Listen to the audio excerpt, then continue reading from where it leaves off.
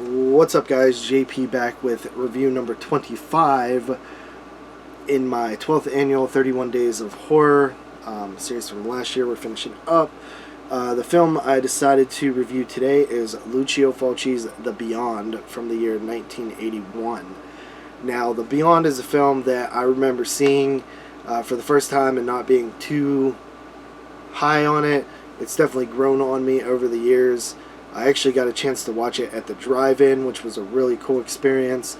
Here I have the Grindhouse releasing Blu-ray from good bit of years back now that I've had in the collection for a while. This is a nice, great addition. Of course, Lucio Fulci's The Beyond is the second film in the Gates of Hell trilogy, the first film being City of the Living Dead, which is my favorite, and The Beyond is the second film, and the third film is House by the Cemetery. Lucio Fulci in general has gone up and up in my favorite directors, and really Italian horror has changed over time for me. Like, at first I wasn't crazy about the movies, but once I started to see more of them and understand the style, I became a much bigger fan of Italian horror. And The Beyond is one of the coolest Italian horror movies.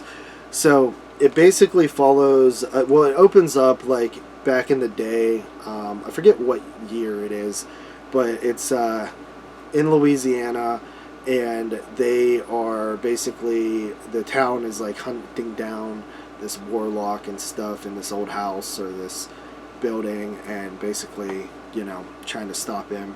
And then it flashes forward years later. This woman inherits a house from her, I believe, uncle.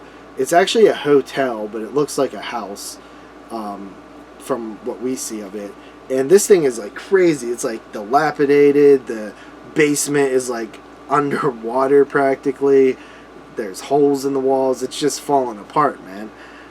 It looks like it's going to take a lot of work to fix. So she's at this place, and they're trying to put it back together. And it turns out that this place is actually built on top of one of the 7 gates of hell. So right away, pretty much stuff starts happening. We get this guy, this painter guy, who sees an image of this woman and falls off of this thing and hurts himself, and then his eyes are all milked over.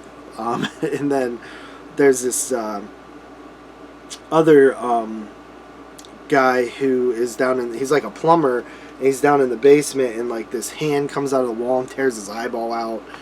And then that guy's body is in the hospital, and his wife gets melted by acid, and his daughter gets attacked, and it's just gross, man. There's a lot of crazy, gross stuff in The Beyond. Lots of eye stuff, dude. It has some great gore. Oh, there's also tarantulas that eat someone's face off and eat their eyes out and stuff, which is pretty cool. The movie's shot pretty well.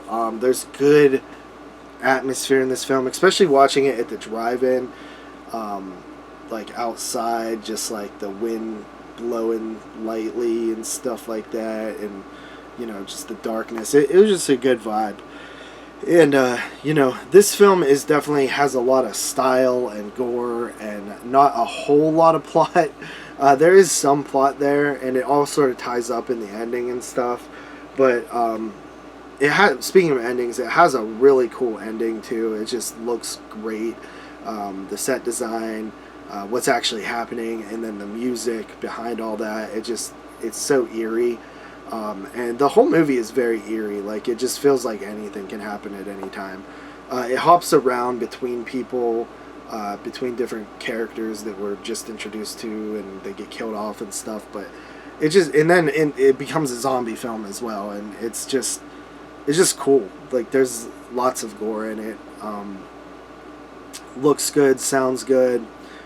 Pretty good movie, honestly. Not a lot of people really praise it for the plot, but the atmosphere, the gore, the style, The location, the setting, like all that stuff is good. I like the setting in Louisiana. I would have almost liked some more of that in the film, but yeah. So The Beyond, I'm gonna go ahead and give it an 8.5 out of 10. I think it's really great. With that said, I'll see you guys next time. Peace.